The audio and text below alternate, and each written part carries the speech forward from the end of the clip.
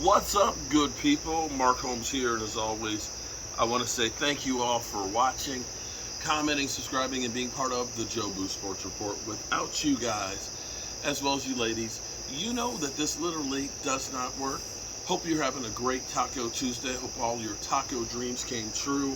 The Dallas Cowboys have cut down their roster to the 53-man roster, and it's kind of crazy. Okay, so let's back up here. Let's be thankful that Michael Gallup has passed his physical. I'm hoping here's where the Cowboys looked at their linebacking core and said, we might have a depth problem, and they went out and they got Anthony Barr. When they brought him in because, he had an injury last year, they ramped him up slowly, getting him up to speed. I hope that they do that with Michael Gallup. Man, we do. Michael Gallup has been running some routes, even a few weeks ago and stuff with Dak and things, not wearing a brace and, looking pretty good. So maybe that's part of the ramp up. But I hope that they don't just say, we got to hurry up and rush him out of here and he's really not ready. I'm hope for sure that he is really and truly ready when he gets out on the field, because 17 games, it's not a marathon. I mean, it's not a sprint. It's a marathon. It is a marathon, and we need him for the full go. I was having a conversation with somebody, and I've kind of said this before, that I almost feel like the Cowboys are going to make sure that they get their money's worth out of Dak Prescott. I'm not going to honestly say that Stephen Jones has a vendetta against Dak and feels like Dak got the best of him. But sometimes I wonder. On the defense, the Cowboys, they've spent time and money and everything trying to get that thing together. And, when the defense was looking and needing a linebacker, and we worried about, there's Jabril Cox, is he going to be ready to go? Luke Gifford there for a while was penciled in as a starter, and he'd been basically a special team guy. They went out and they at least got a veteran in Anthony Barr. I don't know how Stephen Jones just realized today that we have a lack of depth on the offensive line. Everybody knows we've had a lack of depth on the offensive line. Everybody knows that left tackle is the most important spot on the offensive line, and that those guys are the hardest ones to get. I get it. We got a rookie that we have faith in because we do well at drafting, and it might work out perfect. But as I look here at my house and know that every month escrowed is insurance money, that every single month we pay money to insurance. We got car insurance. We got health insurance. And you know what insurance really is? Do you know what insurance really is? Insurance is in case shit happens. That's all it is. In case shit happens, you hopefully get covered. Now, that's not always that the insurance company, they'll play some games with you. They'll play some games with you because they don't really want to pay. But that's what it's supposed to be. Insurance is in case shit happens. Then you have a backup plan. We have been with Tyron Smith. It rained, so the lighters got wet, trying to dry them out.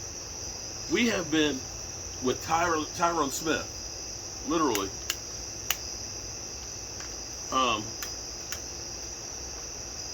every year since 2016, missing time. You can look at the numbers. If you are the numbers guy, the money guy, you should understand numbers and look and see that when Tyron Smith is not there, when we run his way, we miss a yard per carry. A yard per carry on his side. You should understand that is why you have insurance. To now go through the waiver wires and maybe look for somebody to literally say, well, we're going to take Tyler Smith and put him in a tackle, even though he's practiced at guard all offseason. And then we got Matt Lewisko, who's got wearing a shoulder harness because he's got a messed up shoulder that may need surgery. And you look at Josh Ball, who leaves you wanting. You kind of wonder, when Dak got this contract, that Stephen Jones basically said, you know,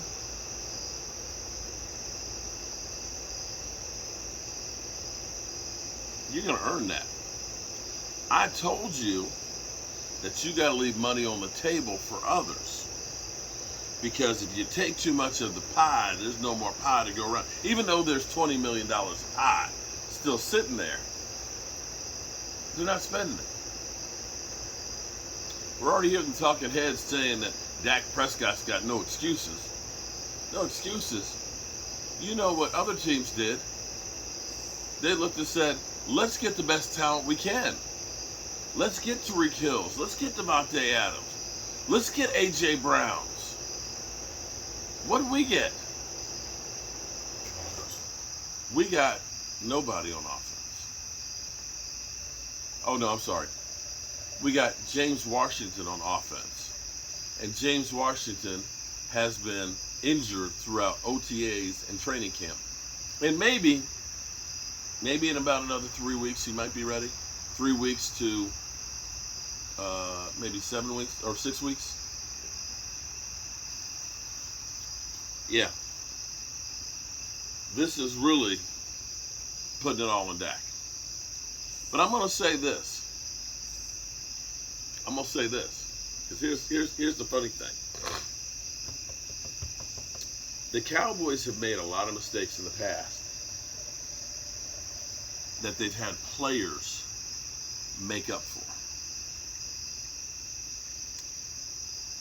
All the years after Troy Aikman, all of the quarterbacks that they went through, they couldn't get the veteran, they couldn't get the draft pick, they couldn't do it. Tony Romo saved their ass. Tony Romo was not signed as an undrafted rookie free agent because they knew Tony Romo was going to be our franchise quarterback. They got lucky there. Just plain lucky. When Tony Romo gets hurt, it wasn't that they had a plan, and we all looked and said, Tony Romo is at the point where he's breaking down all the time. There was no plan. They wanted Paxton Lynch. They wanted Connor Cook. They were pissed when they didn't get Connor Cook, and it's just like, They finally said, well, there's this kid, Dak, you know, we got to pick him a quarterback somewhere in here. Dak wasn't brought in to be Tony Romo's replacement. He was brought in to be a camp body. They thought more of Kellen Moore. Tony Romo, Kellen Moore both go out, and then boom. Dak saves their ass.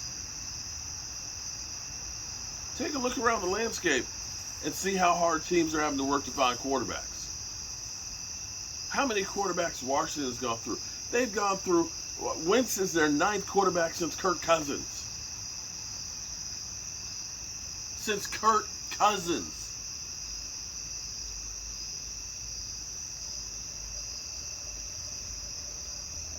Cleveland Browns. All the guys they've gone through. The Cowboys, they get saved because they happen to have Dak Prescott fall in their lap. So the thing that gives me hope is actually Dak Prescott. This is the key thing here. This is the key thing. Micah Parsons is the X-Man on the defense. We all know this. The Cowboys literally have built a defense having a big defensive line that's fast, physical, and tall. They got enough players in there and linebackers that Micah can do anything. He can be a linebacker. He can be an edge rusher. He can play anywhere.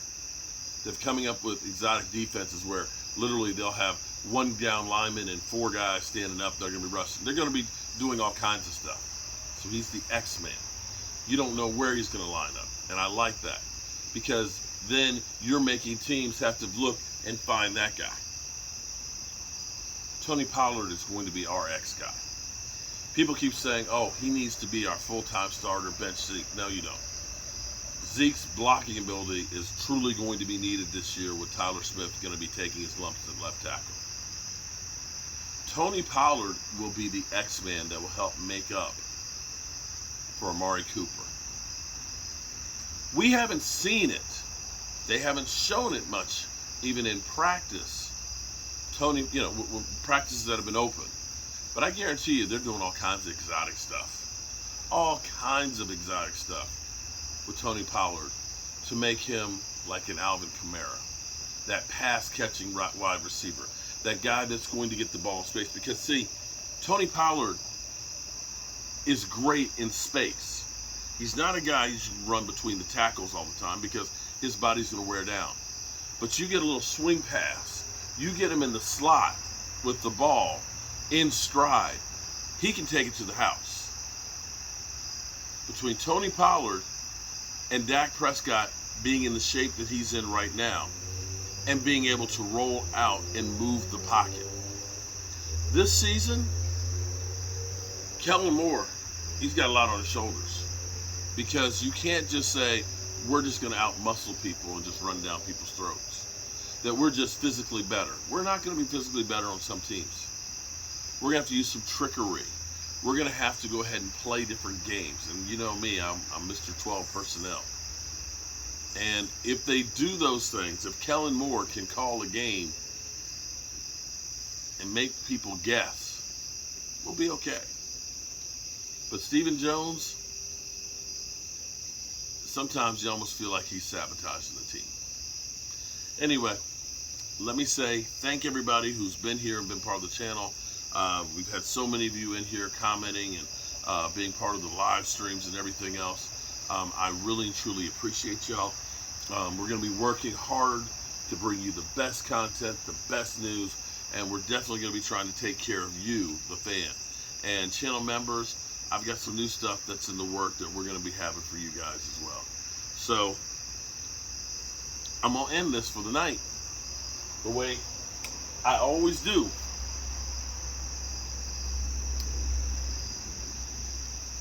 Tell the people you love how you feel about them. Don't wait. Don't wait. Because tomorrow's not promised. I hope I'll be here tomorrow, but it's not guaranteed. So I love you guys. Peace out.